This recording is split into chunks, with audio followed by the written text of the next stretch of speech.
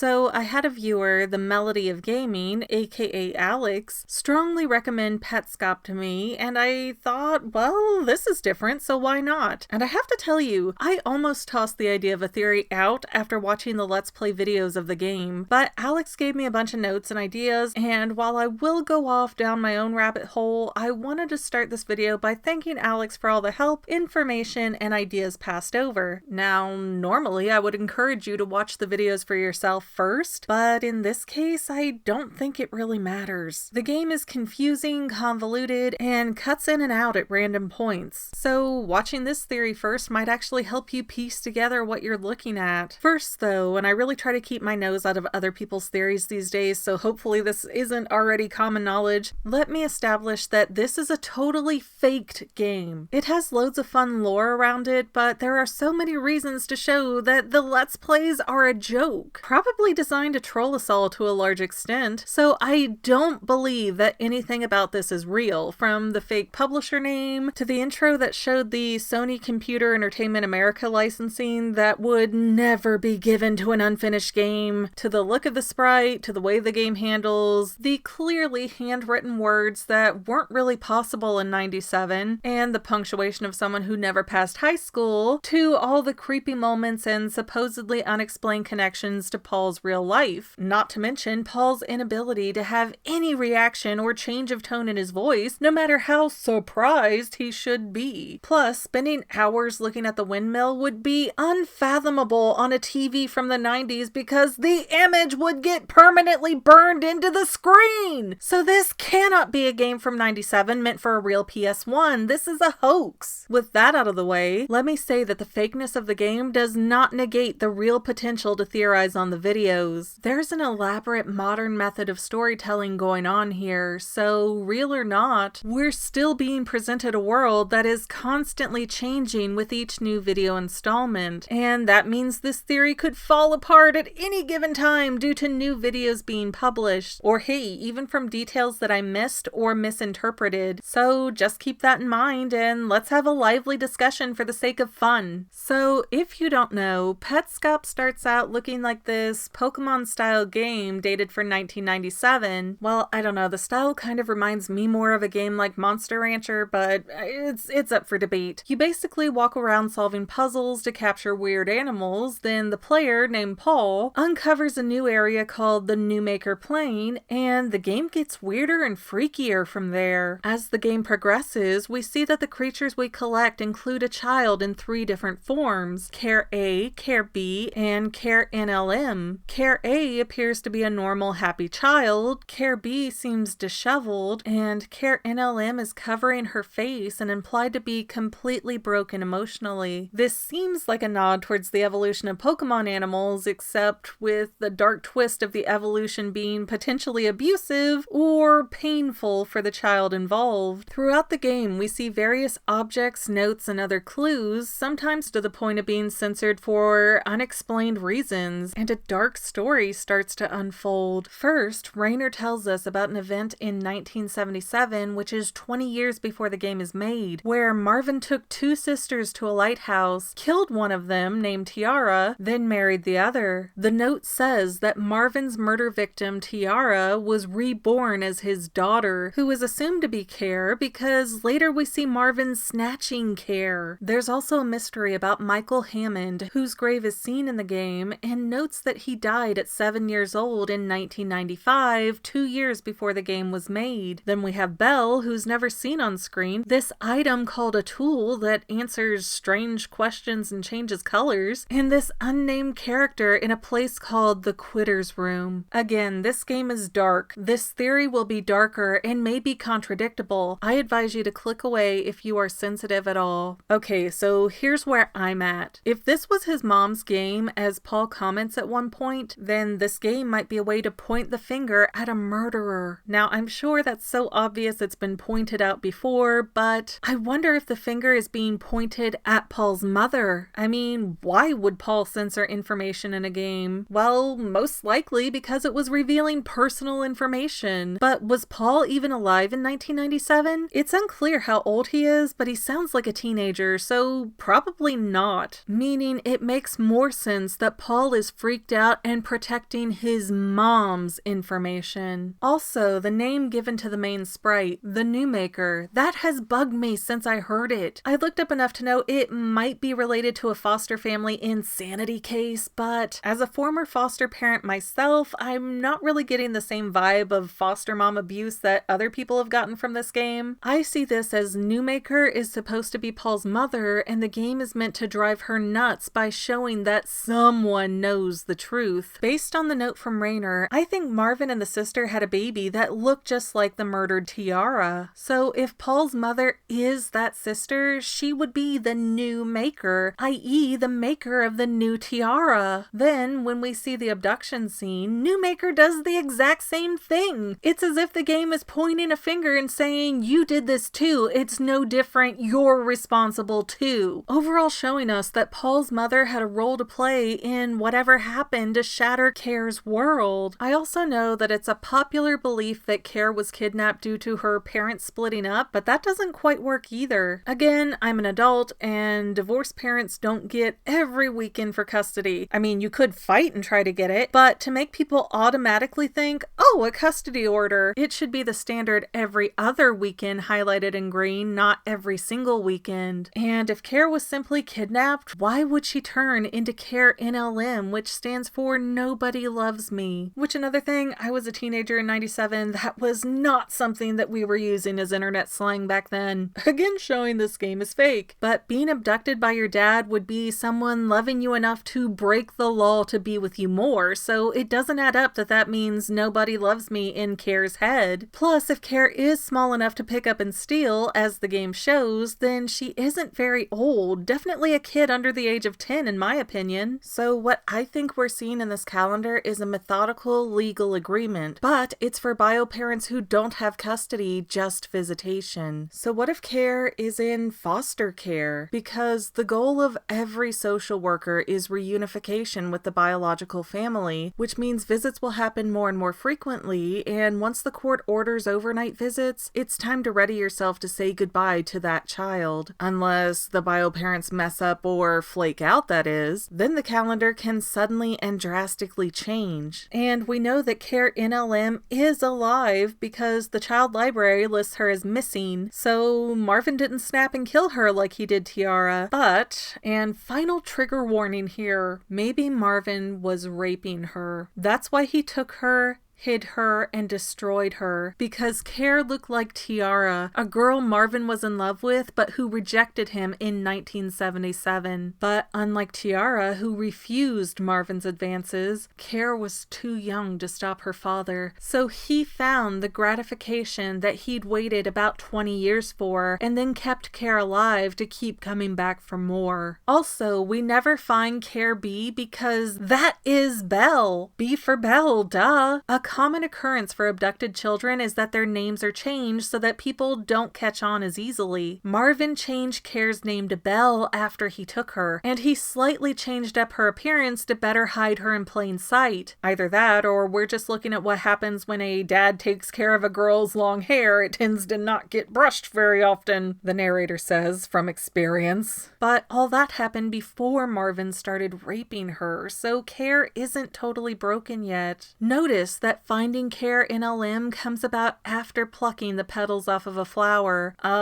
Anyone else realize that deflowering a girl is a term for taking her virginity? References can't get much more on the nose than that. And maybe the game is trying to show that Paul's mother helped to facilitate that abduction. Like, the missing house that they can't find could have been Care's foster home, and her parents showed up and stole her, which is against the law, so they would have to hide Care as Belle, and then things just went insane from there until Care was demolished on the inside. I don't have that part perfectly worked out yet, but Care being in foster care would explain the issues with a missing house and a missing school, because her birth family would not be allowed to know these things. Or maybe Care's foster family knew what her biological parents did, and so they ran and hid her, and that's why Marvin doesn't know where the house is. Not that he would know where a foster care house is anyways, because you're actually encouraged not to share that information with the family, but it gives us at least two different possibilities here. In my mind, that would also make Rainer Care's foster parent, someone who knew everything that went on, but who couldn't necessarily do anything about it. Well, legally at least. Literally, you can walk into court and say, these parents beat this kid into a coma and burn her with cigarettes during their visitation. I refuse to give her back. And the judge will hold you in contempt of court for trying to protect the kid. Or the other scenario, the court battle gets expanded into infinity, and you're forced to pay an attorney thousands of dollars for a court battle you can't win because most judges won't rule to terminate rights. At that point, even CPS will turn on you because reunification is their ultimate and only goal. So foster parenting can be a very painful, difficult, emotionally draining thing to do. Hard enough, in fact, that a programmer may lash out by creating a game to freak out a person that they know is bad. I have more thoughts about Michael and other things I've barely scratched the surface on, but this video is running really long and it's gotten kind of sad and you guys might hate it, so I'll let your reception and the video statistics decide if I dig any deeper into Petscop. Again, thank you to Alex, and it might not be reality, but theories are more fun, or sad in this case.